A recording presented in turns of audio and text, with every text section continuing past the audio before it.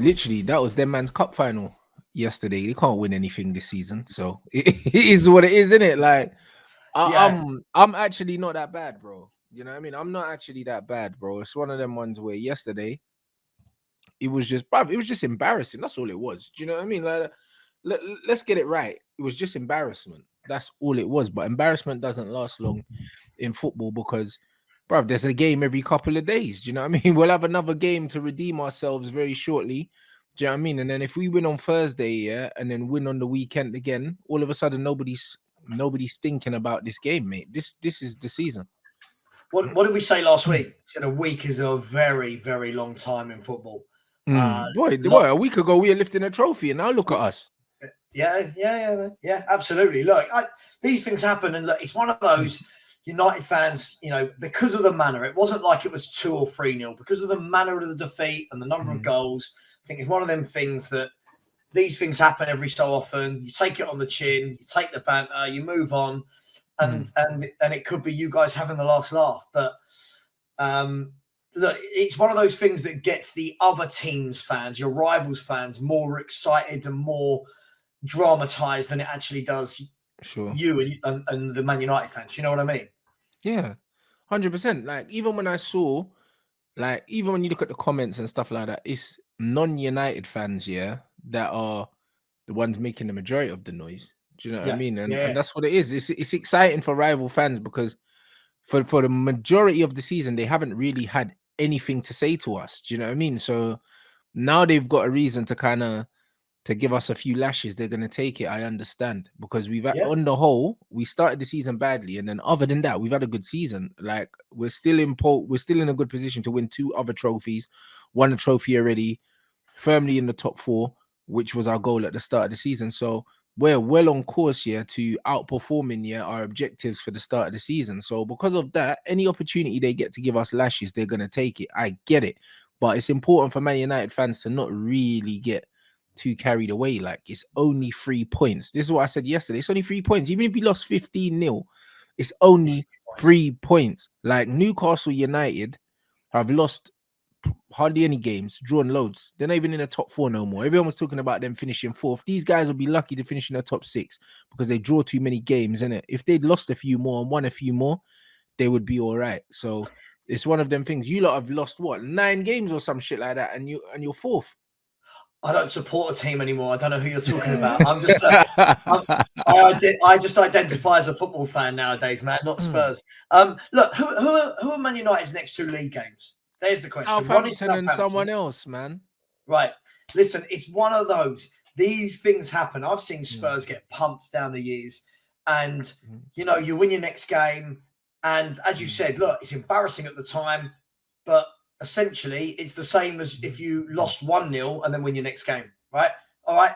Your goal difference has taken a bit of a hammering, but you win your next game, you're still absolute odds-on favourites for top 4, which is the objective for the year to get back into Champions League football. So, look, it's embarrassing, but as you know, I'm probably a great guest for you to have. I'm not one of them football fans who, you know me, I don't banter other teams when I know the team I support are quite capable of of having these moments regularly. So, absolutely.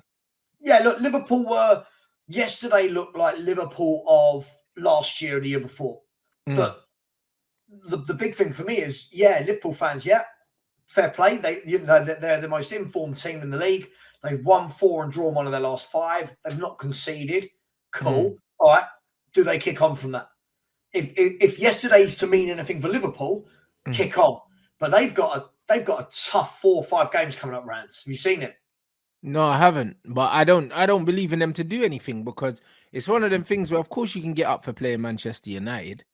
Do you know what I mean? It's not hard to get up for playing Manchester United, but outside of that, I still don't expect Liverpool to do anything. And this is why it's annoying for me, but at the same time, it's like, boy, we finished 32 points behind Liverpool last season. We're 7 points clear of them at the moment. Do you know what I mean? So that's our progress. Do you know what I mean? So as much as they smashed us yesterday, like, it's only 3 points for them, bro. They're still gonna have to beat everyone else, and I don't believe they will. So what have they got next coming up?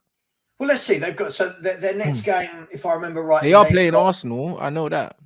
Well, they've got Bournemouth away, Mm. followed by, I believe, not in this order, but I believe they've got Man City away, Chelsea away, Arsenal at home. In those three in a row, but I'm not sure of the order. So they've got to beat Bournemouth away, right? And then that's three big games in a row for them. If they come through that and get fourth, fair play to them, right? Yeah. Fair play to them if you come through and get that. Yeah. But the worrying thing from my point of view, Rants, and I use this loosely because I don't really care about top four. It doesn't mean anything. Is that they are 3 points behind us now with a game in hand and a better goal difference. And we were about 11 or 12 points clear of them about 6 weeks ago. Yeah, you lot have choked epically. Wolves away. Wolves away, who hadn't won in 3 games, had scored 9 goals at home all season. Yeah, Dr. Tottenham will see you now. Don't worry. We've got the remedy. Oh, it's shocking, man. Shocking. Dr. Tottenham. I've just all the videos I've seen, like I saw your brother's video, tapping Tobes. Tobes' video out, everyone out, me going out, bored out, director of football out, Conte's a dinosaur. Yeah, it's fun. It's fun being a Spurs fan, mate. It's fun. No, that's crazy.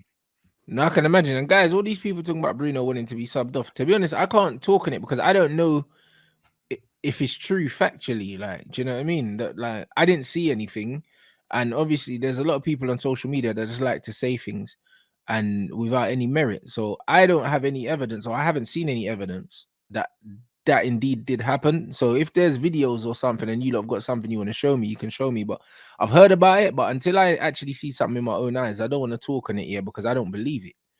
You know, like that. So it's just it's just one of those things, man. You know what I mean? So yeah, I don't believe it's I don't believe it's true. He was playing like he didn't want to be on the pitch, but I don't see why he would ask to be taken off like that. To me, that doesn't make sense, innit? And I didn't agree with the manager taking off certain players and putting on the young players, because when the team, if the team's getting battered, the guys that are getting battered need to stay on, mate. You know, like that. I don't believe in throwing on Garnacho and Alanga, these players that wouldn't normally get minutes, throw them on now, when we're fucking 5-0 down. Like, what does it do? Do you know what I mean? Like, what does it do? Like, do you know what I mean? It's like, don't save these guys.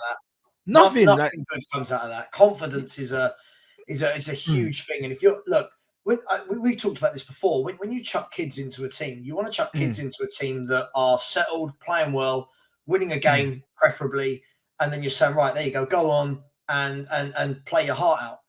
When you're losing whatever score you bring them on, 4, 5, 6, whatever it is, what are we hoping that Garnacho achieved from that appearance?